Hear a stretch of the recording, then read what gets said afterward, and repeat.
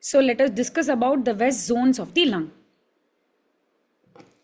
So the distribution of the blood flow to the upright lung varies due to the impact of the gravity on the pulmonary perfusion. So this divides the lung into four distinct zones based on the pressure relationships. So according to the interplay between the alveolar pressure, arterial pressure and venous pressure, the lungs can be divided into special zones called West zones. And it is the cornerstone for understanding the pulmonary circulation and its physiological and pathological variations, influencing diagnostic and therapeutic approaches in respiratory and critical care medicine. So coming on to the zones. Zone 1, where alveolar pressure is higher than the arterial and venous pressure.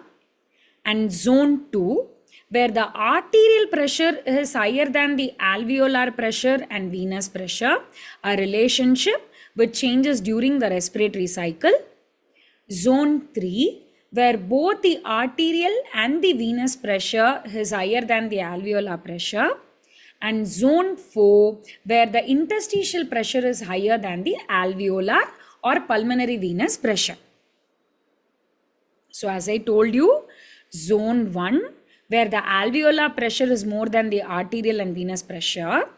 Zone 2, where the arterial is more than alveolar pressure.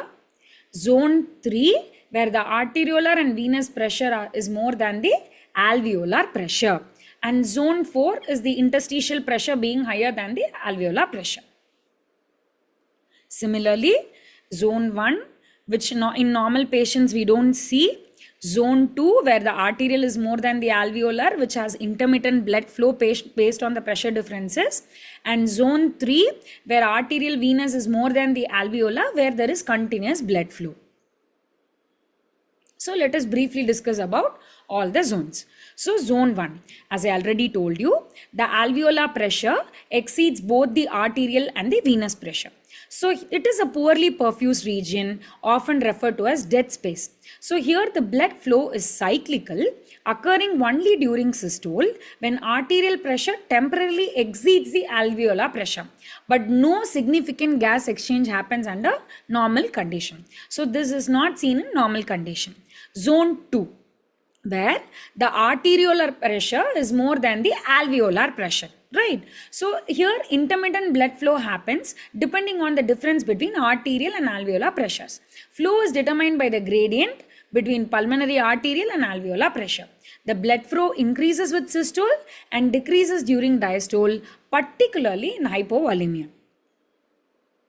Then comes zone 3, where I told you arterial and venous pressure exceeds the alveolar pressure.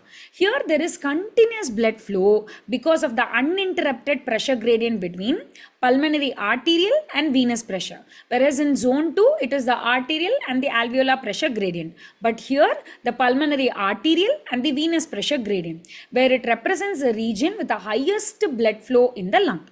The blood flow is proportional to the arterial to venous pressure gradient, with alveolar pressure having minimal impact here unless it is very high. So it is the normal region of gas exchange. So it has the highest perfusion and this is the region of gas exchange. Then comes zone 4, where the interstitial pressure exceeds the alveolar and the venous pressure but not the arterial pressure. It is found in the most dependent areas of the lung, where the blood flow is reduced because the interstitial pressure compresses the extra-alveolar vessels. It is associated with conditions of fluid overload, edema, atelectasis, where interstitial pressure is elevated. And the flow depends upon arterial to interstitial pressure gradient.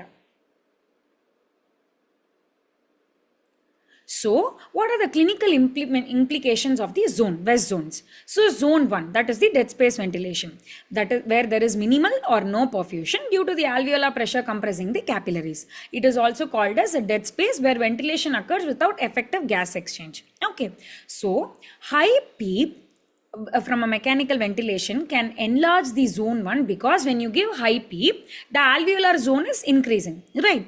And similarly, hypovolemia can reduce the arterial pressure, exacerbating the dead space. Because the second component is going down, obviously it exacerbates the dead space. And VQ mismatch increases, reducing oxygenation and increasing carbon dioxide retention. Okay. Coming on to zone 2. Here the blood flow depends upon the pressure gradient between arterial and alveolar pressures, which we already saw.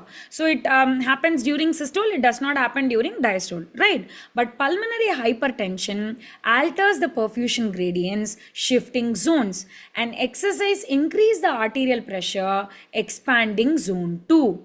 And high PEEP narrows the arterial alveolar gradient, reducing the perfusion.